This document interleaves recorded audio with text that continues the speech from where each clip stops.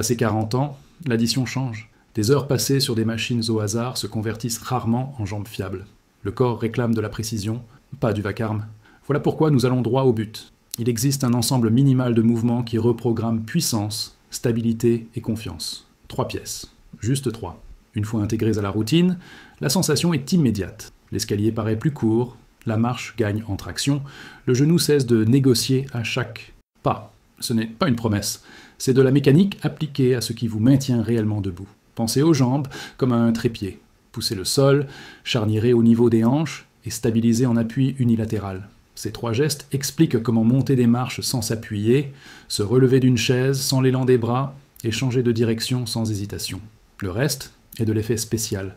L'erreur courante, collectionner des exercices qui paraissent différents mais répètent le même stimulus et épuisent sans construire. Ici, on joue l'inverse. 3 mouvements qui ne se concurrencent pas. Ils s'additionnent. L'impact de ce choix est cumulatif. En quelques millisecondes, entre le contact du pied et la réponse de la hanche, le corps décide s'il transmet la force ou s'il la perd. Quand vous entraînez le bon trépied, la transmission devient sans bruit. Cheville ferme, genoux alignés, hanche qui pousse comme un piston. C'est la différence entre traîner une charge et déplacer votre propre corps avec autorité. À chaque séance, les engrenages fins, tendons, fascia, stabilisateurs, s'éveillent. La faiblesse recule. Interdit, ici ne veut pas dire dangereux. Cela veut dire non négociable. Il filtre le vrai stimulus de la distraction. Vous noterez un paradoxe utile. Moins de variété, plus de résultats. Parce que chaque série dialogue avec la précédente et prépare la suivante. Le rythme est cinétique, pas chaotique. Descente contrôlée pour éduquer les articulations. Pause courte qui défie juste ce qu'il faut. Répétition qui s'arrête une avant que la forme ne se casse. 0 ego, levier maximal. Ce qui suit ne dépend ni d'une génétique rare ni d'un laboratoire d'équipement. Cela dépend du respect des leviers de votre corps. Décortiquons, un par un, les 3 mouvements qui font exploser la force et grattent la rouille de la faiblesse. Vous ne repartirez pas avec une liste de noms, mais avec un protocole qui tient en 20-30 minutes et change votre façon de marcher, de vous accroupir, de vous relever. Sans détour, des jambes obéissantes. Pourquoi cela fonctionne-t-il si vite? Parce que le meilleur gain n'est pas ce qui apparaît dans le miroir, c'est ce que le cerveau apprend. Nouvelle coordination, trajectoire nettoyée du genou, hanche qui descend et remonte sur le bon rail. La musculature pousse sur cette précision. Quand la première semaine s'emboîte, comprenez, tout le système se réorganise pour délivrer, plus avec moins de friction. Avant d'avancer vers le premier exercice, assurez-vous d'être abonné à la chaîne. Les prochaines minutes sont pratiques et séquentielles. Et dites-moi en commentaire si votre priorité est de vous relever du sol et de monter des escaliers avec puissance, commentez force. Si c'est marcher toute la journée d'un pas stable et sans faux pas, commentez stabilité. Le premier exercice non négociable est le gobelet squat. Il marque le passage de jambes qui se contentent de se fatiguer à des jambes qui délivrent réellement de la puissance. Ce n'est pas une version légère du squat, c'est un réglage de levier. En tenant le poids devant la poitrine, le centre du corps avance légèrement, le buste reste plus droit, les lombaires cessent moins de lutter à chaque centimètre et les genoux suivent un rail propre. L'effet se voit vite au quotidien. Monter une marche devient facile, descendre une rampe n'est plus un test d'équilibre, les articulations travaillent avec moins de bruit. Le secret est dans la conversation des pièces. Les mains plaquent l'haltère contre le sternum, les omoplates s'emboîtent, la sangle abdominale devient une ceinture de pression, et la hanche agit comme un piston. Cet enchaînement relie quadriceps et fessiers sans écraser la colonne. Au lieu de dépendre de l'élan et de la chance, vous dépendez de l'alignement. Pour entrer dans le mouvement, plantez les pieds comme si vous vouliez agripper le sol, gardez les genoux dans l'axe des orteils, rapprochez le poids de la poitrine, inspirez haut dans la cage et descendez avec contrôle.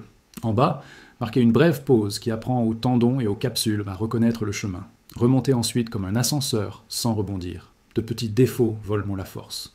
Si le talon se décolle, pensez à écarter le pied contre le sol. Si les lombaires s'arrondissent en bas, réduisez un peu la profondeur quelques séances et travaillez la mobilité de cheville jusqu'à accepter la position. Si les genoux s'effondrent vers l'intérieur, poussez légèrement le sol vers l'extérieur avec les bords des pieds et imaginez que vous écartez le plancher sous vous. Si les côtes s'ouvrent trop, ramenez le sternum vers le bassin à la descente. Il existe des voies simples pour moduler la difficulté sans perdre la technique. Si le schéma est encore instable, utilisez une boîte ou un banc comme repère. Descendez, touchez et remontez, en gardant la même pose en bas. Si la limitation vient de la cheville, glissez une fine cale sous les talons quelques semaines tout en pratiquant des étirements spécifiques contre un mur. Quand le geste est solide, augmentez l'exigence avec des répétitions un quart supplémentaire en bas tout en gardant la pose, ou avec des pauses un peu plus longues pour bâtir le contrôle fin. Besoin de défier davantage le tronc? Tenez 2 haltères comme 2 coupes posées devant les épaules. La logique reste la même. Poids proche du corps, colonne neutre, hanche qui guide, genou qui suit. L'organisation de l'entraînement est simple. Les jours de force technique, séries courtes et répétitions contrôlées, en gardant 1 ou 2 répétitions en réserve pour que la forme ne casse pas. Les jours de résistance musculaire et de capillarisation, augmentez les répétitions. Raccourcissez la pause et gardez la même intention technique. Quand vous terminez toutes les séries lors de 2 séances de suite avec la même qualité, augmentez discrètement la charge, de quelques kilos seulement. Si la technique se dégrade, réduisez un peu et reconstruisez. Intégrez le squat à des rituels rapides qui amplifient les résultats. Faites quelques respirations profondes en expandant l'abdomen dans toutes les directions avant la première série. Mobilisez la cheville contre un mur pendant quelques respirations et, si possible, entraînez-vous pieds nus pour affiner la lecture du pied au sol. Ces détails transforment un exercice de cuisse en protocole de mouvement pour tout le corps. Le transfert à la vie réelle est direct. Se relever d'une chaise demande moins d'efforts, marcher longtemps ne démonte pas la posture, les changements de direction deviennent précis. Le gobelet squat ne concurrence pas le reste de la séance jambes. Il prépare tout. Il aligne le système, réduit les frictions et fait apparaître la force là où elle compte. Dans le sol repoussé, le genou sur son rail, la hanche qui envoie l'énergie sans fuite, c'est simple, direct, et exactement ce dont un corps mature a besoin pour transformer l'effort en résultat. Si ces 3 mouvements vous ont déjà montré que la précision engendre la vraie force, mais qu'il vous manque un plan pour relier alimentation, récupération et progression sans douleur, faites le pas suivant avec le livre numérique « Acabou a fraqueza » au méthodo natural para reconstruire musculos, 2 poids d'eau 50. Vous y trouverez une voie directe pour transformer la routine en résultat.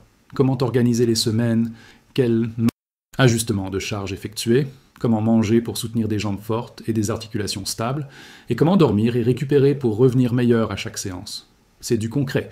Pensez pour ceux qui veulent de la puissance au quotidien et une stabilité qui se sent dès la première marche. L'accès est dans le commentaire épinglé. À découvrir. Le deuxième exercice non négociable est le soulevé de terre roumain avec haltère. C'est le moteur caché des jambes fortes, parce qu'il rend à la hanche la fonction de charnière que la vie assise lui vole chaque jour. Quand vous apprenez à reculer les hanches en gardant la colonne neutre et les haltères proches des cuisses, quelque chose change dans la manière dont le corps transmet la force. Le poids cesse d'écraser les lombaires et voyage enfin par le bon chemin, des talons vers les fessiers et les ischios, comme si un câble d'acier se tendait du sol jusqu'à la hanche. La sensation est celle d'un étirement contrôlé, pas d'une chute libre. Et c'est cette différence qui sépare un entraînement qui construit d'un entraînement qui taxe. La clé est au départ du mouvement. Debout, pieds ancrés, vous inspirez vraiment. Sentez l'abdomen s'expandre tout autour et créer une ceinture de pression interne. Au lieu de penser à baisser le buste, pensez à envoyer les hanches en arrière, comme pour toucher un mur imaginaire. Les haltères descendent en frôlant la cuisse, la poitrine reste fière sans se creuser, le cou suit la ligne de la colonne. La descente est calme et intentionnelle, en comptant mentalement jusqu'à 3, jusqu'au point où les ischios s'étirent, sans que les lombaires s'arrondissent. Là, marquez un bref arrêt, sentez la tension vive, puis remontez guidé par la hanche, comme si vous repoussiez le sol. Ce geste parle aux ligaments, aux tendons et aux petites fibres stabilisatrices qui restent muettes sur les machines. Voilà pourquoi il est si précieux pour les hommes mûrs. Avec le temps, la raideur de la cheville et de la hanche confisque la mobilité et pousse l'effort vers les lombaires. Le soulevé roumain rééduque le corps à chercher l'amplitude qui compte, celle qui se passe à la hanche. Plus la trajectoire est propre, plus le genou reste souple, sans partir en avant, et plus les fessiers participent, partageant la charge qui écrasait autrefois le dos. Les erreurs courantes envoient des signaux clairs. Si les haltères s'éloignent du corps, le bras de levier s'allonge et les lombaires, protestant, ramenez le poids près de vous. Si la tête se lève vers le miroir, la courbe du cou casse la ligne et la tension se perd. Regardez le sol un peu devant vous. Si la descente se presse, vous volez au muscle ce qui le fait grandir, à savoir le temps sous tension. Recommencez à compter, acceptez la lenteur et laissez le muscle dialoguer avec la charge. Si les lombaires s'arrondissent, raccourcissez l'amplitude quelques séances, travaillez la mobilité de hanches et des ischios, puis récupérez la posture avant de chercher plus de profondeur. Quand le schéma est solide, augmentez l'exigence honnêtement. Un peu plus de charge, une pause légèrement plus longue au point d'étirement maximal, une attention accrue à la respiration qui pressurise le tronc, pas de bond de charge qui ruine la forme. La progression ici est disciplinée et silencieuse. En quelques semaines, le transfert au quotidien apporte des preuves. Monter une côte ne brûle, plus pareil, porter un sac lourd, Sur le chemin du retour, n'allume plus les lombaires. Ramasser un objet au sol devient simple et sûr. Le corps répond par la puissance plutôt que par la crainte. Le soulevé de terre roumain avec haltère ne brille pas par des chiffres tape à l'œil, il brille par la qualité du mouvement. Il vous apprend à utiliser la hanche comme centre de force, rend au pied sa fonction d'ancre et donne au genou un rôle de guide, non d'amortisseur de choc. Placés aux côtés du gobelet squat, ils forment un duo parfait. L'un entraîne la capacité à pousser le sol, l'autre la capacité à charniérer sans perdre la structure. Ensemble, ils tracent une route de jambes qui non seulement résiste, mais délivrent une puissance économe, technique et confiante. C'est ainsi que l'effort devient résultat, et le résultat, une sensation constante de maîtrise de votre corps. Le troisième exercice clôt le triangle de la force des jambes, la fente avec haltère. C'est ici que le corps apprend à s'exprimer au singulier, une jambe à la fois, comme dans la vraie vie lorsque vous montez une marche, changez de direction ou accélérez sur le trottoir. La beauté du mouvement réside dans la précision. Au lieu de pousser la charge sur 2 rails identiques, vous négociez équilibre, contrôle et puissance d'un côté, tandis que l'autre assure le soutien. C'est un dialogue entre pieds, genoux, hanches et tronc qui réveille des muscles stabilisateurs souvent oubliés par des années de machine en pilote automatique. Commencez debout, colonne neutre et regard vers l'avant. Serrez les mains sur les haltères comme si la fermeté de la prise allumait la sangle abdominale. Faites un pas en avant et laissez le corps descendre sur la bonne trajectoire, sans hâte, jusqu'à ce que le genou arrière s'approche du sol. Le buste reste calme, légèrement incliné, sans s'affaisser. Le genou avant pointe dans la même direction que les orteils, sans s'effondrer vers l'intérieur. Le talon de la jambe avancée demeure ancré et le poids se répartit entre talon et base des orteils. Au point le plus bas, retenez un instant la stabilité construite, puis repoussez le sol pour revenir, guidé par la hanche, non par les épaules. Ce qui paraît simple cache un raffinement puissant.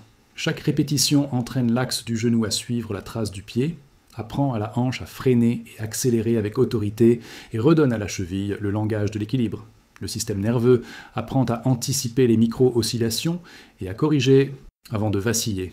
C'est un apprentissage qui déborde au-delà de l'entraînement. Porter des courses, gravir des marches rapidement, poser le pied sur un dénivelé imprévu, tout devient plus stable parce que le corps connaît déjà le scénario. Les erreurs courantes se manifestent par de petits signaux. Si le genou avant part vers l'intérieur, imaginez que vous écartez légèrement le sol sous le pied, en poussant les bords vers l'extérieur. Si le talon se soulève, ajustez la longueur du pas pour que le tibia ne s'incline pas trop. Si le buste s'affaisse, ramenez discrètement les coudes en arrière et inspirez dans les côtes, comme si vous créiez un gilet interne de soutien. Si les haltères heurtent les jambes, rapprochez la charge des hanches et gardez une trajectoire verticale, sans balancer les bras. On peut moduler la difficulté sans déformer la technique. La fente statique enseigne la trajectoire avec moins de variables. La fente arrière réduit la pression sur des genoux sensibles et renforce le freinage de la hanche, utile en cas d'antécédent d'inconfort.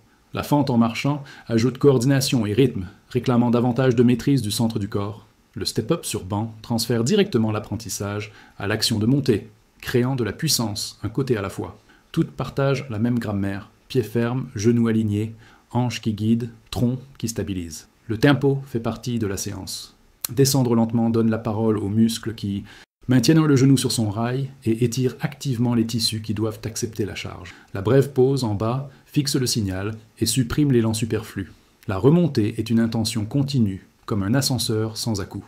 Les jours axés sur la force, faites moins de répétitions avec une attention totale à la trajectoire. Les jours d'endurance musculaire, augmentez les répétitions et réduisez un peu le repos en préservant toujours la forme. Quand vous validez 2 séances de suite, avec la même qualité, ajoutez légèrement de la charge. Si la technique flanche, revenez en arrière et reconstruisez. Le progrès est constant lorsque l'intégrité du mouvement passe d'abord. La récompense se voit au quotidien. Le pas devient silencieux, la courbe du genou cesse de grincer. Changer de direction ne demande plus d'effort mental. Vous sentez le pied agripper le sol, la hanche poussée avec autorité et les lombaires oublier qu'elles ont travaillé. Placé aux côtés du gobelet squat et de soulevé de terre roumain avec haltère, la fente scelle un système simple et efficace. L'un organise la manière de pousser, l'autre la manière de charniérer, et celle-ci la manière de stabiliser. Ensemble, ils transforment des jambes qui ne font que se fatiguer en jambes qui répondent, avec une puissance nette et une confiance perceptible dès le premier pas hors de la salle. Nouons maintenant le tout dans un plan simple et puissant, pensé pour s'insérer dans la routine et convertir chaque minute en résultat concret. L'idée est de travailler le corps comme un système, pas comme des pièces détachées. Un jour, centrez la séance sur le gobelet squat et le roumain avec haltère. Le suivant, donnez la vedette à la fente avec haltère et terminez par un gobelet plus léger pour polir la technique et rappelez au corps de garder le rail parfait. 2 à 3 passages par semaine suffisent à créer un cycle de stimuli que le corps comprend, absorbe et restitue en force réelle. Ouvrez chaque séance. Quelques respirations profondes pour pressuriser le tronc. Mobilisez la cheville en approchant le genou du mur sans lever le talon. Réveillez les pieds comme s'ils voulaient agripper le sol.